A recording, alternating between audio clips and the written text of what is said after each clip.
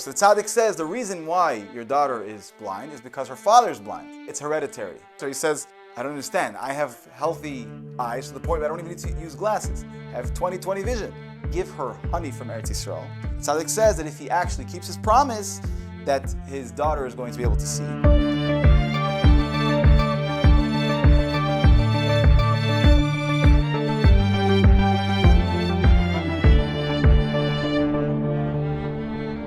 Good Tvach, everybody. The Baal Shem Tov had a student by the name of Rabbi Pinchas of Koritz, if I'm not mistaken. He was a student of the Baal Shem Tov. So Rabbi Pinchas of Koritz once had someone visit him, and the story calls him an Ashkenazi, meaning actually a German, not Ashkenazi like people with Minhag Ashkenaz, but a German. And in those days, the German Jews are known to be very, very modern, and sometimes, unfortunately, not very frum. He was visiting from the town of Danzig. He comes to Rabbi Pinchas of Koritz in Koritz, and he has a problem. What's his problem? His daughter, who up until very recently was able to see just fine, she had very perfect vision, all of a sudden she became blind. Right? So the guy runs to Rabbi Pinchas of Koritz and says, what can I do? And the doctors don't know what to do. They don't know how it reached her. They have no way to diagnose her. They have no clue what's going on. So the Tzaddik says the reason why your daughter is blind is because her father is blind. And it's hereditary. So the father doesn't know what to talk. The father's talking to Pinchas of Koritz. He says, I don't understand. I have healthy eyes to the point where I don't even need to use glasses. I have 20/20 vision. So Tzaddik says that the true blind person isn't someone who can't see, but someone who does averis, someone who sins, like it says in the Navi. Am iver ve'einayim yesh, that you could have a nation that is blind even though they have eyes. And the Mishnah says that Shimshon went after his eyes, right? You guys know the story of Shimshon, right? He went after his eyes, and therefore the Plishtim took out his eyes, because obviously, right, nobody has koyach to do anything in this world, and any punishment other than Hashem, any punishment that Shimshon had really was from heaven. Why did the Plishtim decide to take out Shimshon's eyes? Simply because he went after his eyes. It was a midah keneged midah. And the Tzaddik added and said that all the people in his house are in danger of also losing their eyesight. Why? Because the Gemara says someone who looks at the face of a Rasha, also their eyes, they lose their vision. So your daughter is already blind, but everybody else in your house is in danger of losing their eyesight. So when this German Jew hears this, he starts to cry. And he promised that now he's going to start acting like a Yid. He's going to start following Torah mitzvahs. And Tzaddik says that if he actually keeps his promise, that his daughter is going to be able to see.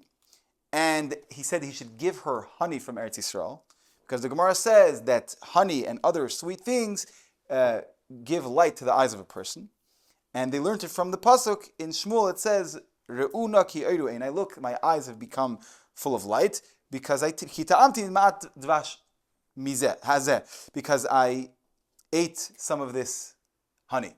He told him, as like as a kli, something to attach the refuah to. In Teva, he said to have some honey from Eretz Yisrael. And so this German Yid went back to Danzig and he turned his kitchen, which until now was not a kosher kitchen, he made it kosher, he koshered it, and his daughter became better. And he came back to the Tzaddik of Koritz, to Pinchas of Koritz, and he donated money in order for them to write 2 Sifrei Torah. And I want to comment that we see from the Rebbe many stories. There are many stories of the Rebbe where he promised people and he showed and he made the direct connection between keeping the Torah and having physical, healthy life. That when a person keeps Torah, if let's say until now they weren't keeping so well, when they improve, all of a sudden all of their physical problems go away and their health returns to them. And we should be able to do Torah mitzvahs out of health, with and not have to find out the hard way. So, now, beautiful. Love you guys.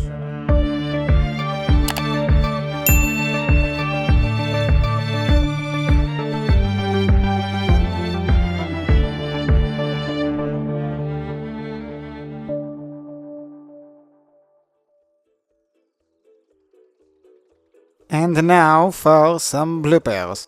What's literary Good Tvach, everybody. Thank you, Hanan. We're not sponsored by Kirkland Sparkling Water. Okay, so... Well, I mean... I've heard of Pinchas Koritz. I've heard of Pinchas Koritz. From all the stories that I've heard, I don't hear Koritz. It's just very weird to make it, and that's why I'm on it. Okay, so the Tzaddik tells him... Don't put that in bloopers, leave it in. Bro. Rabbi Pinchas! Just say Rabbi Pinchas! Love everybody. Invach everybody. This is your preview. Yeah. And then, Mendy, you wonder why I'm leaving. That gives me so much credit. I have power, not that much power. You come from a Pinchas Koritz? Okay, so now you have to be quiet. My grandmother's. I just, no, I'll hush you. He's not. He just looks like me. Okay.